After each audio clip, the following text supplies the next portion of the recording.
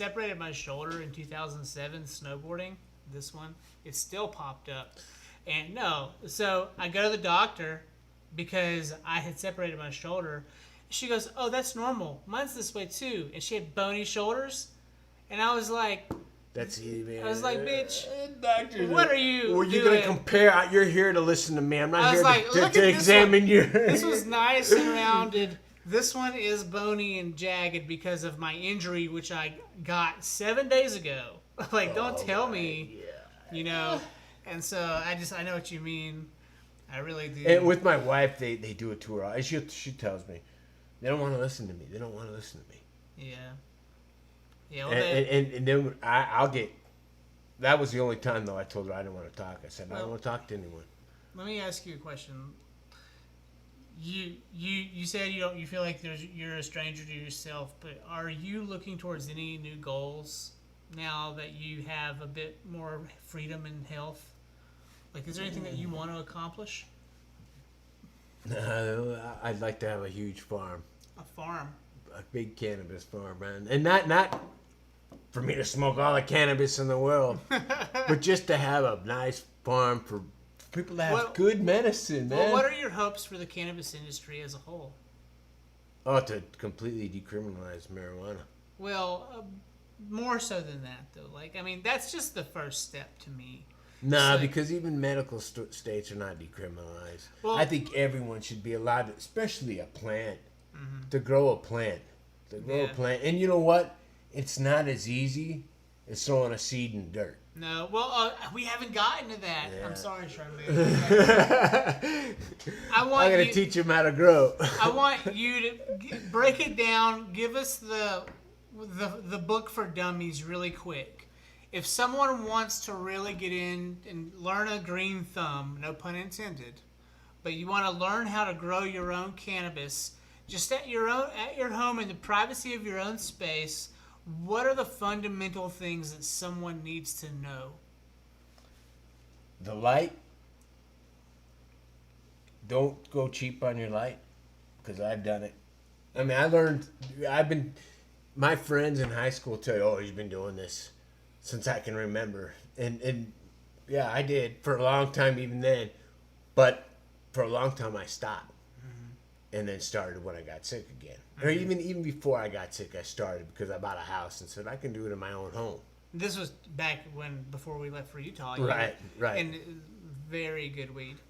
Yeah. Like, very healthy, Yeah, rich. no chemicals, No all chemicals. organic. Yeah. You know, really good. Oh, and these are your seeds from 2011. I remember that plant because I took that plant to Wisconsin with me. Blue tie. Yeah.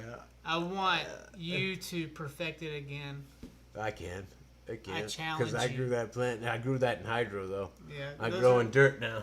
Those are his seeds. I'm going to give them back to him. I'm not going to do anything with them. I'll plant them. But, okay, so light.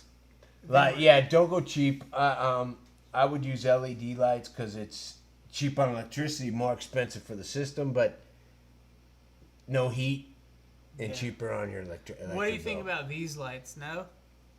Can I grow with these? You're gonna want. I mean, they're not purple or pink. No, the ones the good lights will have a control. Yeah. You can control your They blue, sell your them white, at Home and your Depot. yellow. Have you seen that? No. They're selling grow kits at Home Depot now. Oh, no. Yeah, But are. don't buy because I've done stuff like that. They're I nice. bought in 4 different lights. They're like $400 lights. Oh, that's a good light then. That's a good light. Anything above 400. $290. Yeah, Still. it's Chinese. Yeah. So, but do you buy American products? Yes, I do. What are my lights, even my tents. What's your brand of choice for light? California Lightworks. California Lightworks. Okay. California Lightworks. And your chemicals. What do you tell me about the chemicals that you? The nutrients I use are all It's called Humboldt Secret. Okay. And I'm pretty sure it's all organic. I'm Charmaine, could you look this up? Humboldt Secret. Yeah, Humboldt Secret, Golden Tree. Golden Tree. The main thing with growing though is, all right, when you're in vegetative, you know it's 18 hours of light. Yeah. So you set your light for 18 hours. though, what I learned the hard way, and I think everyone should learn before they even start to grow, because this will save you a lot of money and a lot of headache, is there's a chart you can look up that tells you at what stage the plant feeds on what. Yeah. Like nitrogen, and NPK is your nitrogen, phosphorus, and potassium levels inside of your nutrient. If you memorize the chart, because I memorized the chart of cannabis growing, in each stage, what it feeds on the most, or what it needs from those nutrients, and they all nutrient lines have all three of those in them, but you can figure out what the plant uses more at different stages. Like in the beginning, you look at your NPKs and you'll see that. Hold on, what's an NPK? On your nutrient bottles, Yeah. you'll see an NPK and it'll say 20, 21, 24. Nitrogen is the N, the P is phosphorus, and the K is potassium. So those are what's in that bottle, and that's what cannabis really feeds on. Besides micronutrients, calcium, magnesium, silica. And tell me about the soil, though. Tell me about the soil that you're using. The soil I use is called ocean forest. Ocean forest. Ocean forest, and you can get it in any like this season, any gardening place. They usually sell good soil like that. Mm-hmm. And I mix it with some peat moss or cocoa husk. Cocoa husk. But you said peat moss. Can people use peat moss? You can use peat moss, but peat moss makes your water more acidic. Okay, so use cocoa husk. Then. Yeah, cocoa husk, and they make it in. It's funny. Coconuts are so much better for us on every level.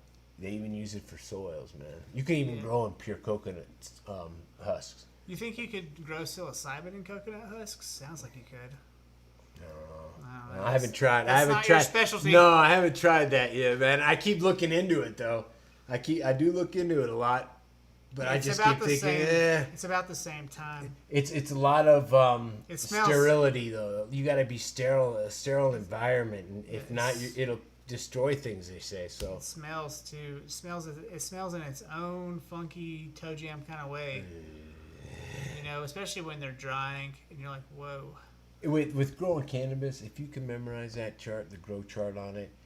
Vegetative states, what it uses. Is there a place you can find that? And yeah, you can. What would she look up if she were looking for that grow chart? You can look up the chart that'll show you the leaves if they're missing nutrients, what they're missing in that nutrient. If you see a leaf turning a certain color, I forgot what the chart's called, but those nutrients. The main thing, and people don't know this, dude. There's some people that do, because I'm part of a social media group with a lot of cannabis growers. Can you tell us what the group's called? Marijuana growers, Homegrown is one company. It's called Homegrown. It's a website.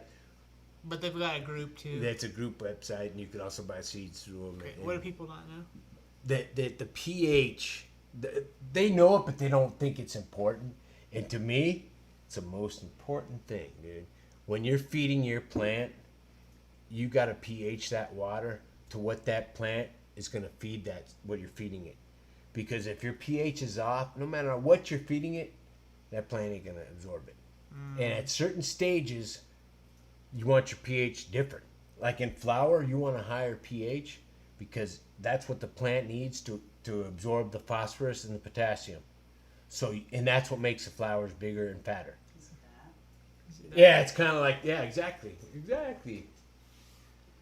That chart will tell you, but you have to grow to know by looking at your plant, this is wrong. But that chart will tell you what the plants need as far as you can see deficiencies. It's deficient in iron, right? If it's brown. Yeah, but that rarely happens. Certain things rarely happen. You can read on the chart, it'll tell you what pH the plant absorbs those nutrients in. And you know what? I never use a chart by looking at my leaves and saying, because half those leaves look the same. Yep. You look at that chart and you go, that leaf looks like this, or it looks like... So you don't really know what your deficiency is, but if you're giving it what it needs and all that it needs and all the nutrients, some of them have all of it. Mm-hmm. And you've seen my nutrient line. I have like 9 bottles. Mm-hmm. They need all of it. But if you don't have the right pH, you're just wasting your money and you're killing the plant. Yeah. Because it will not eat. It will die. It will die from that, and it's all because of your pH. That's all, and that's an easy an easy solve, man. Easy solve. You can buy pH down in a liquid or pH up in a liquid. And for me, for every gallon right now at the stage I'm in, 10 drops is all I need to bring my pH to 6.4. And that's the stage I'm at where my plant is going to absorb all that nutrient and feed on and get the biggest from.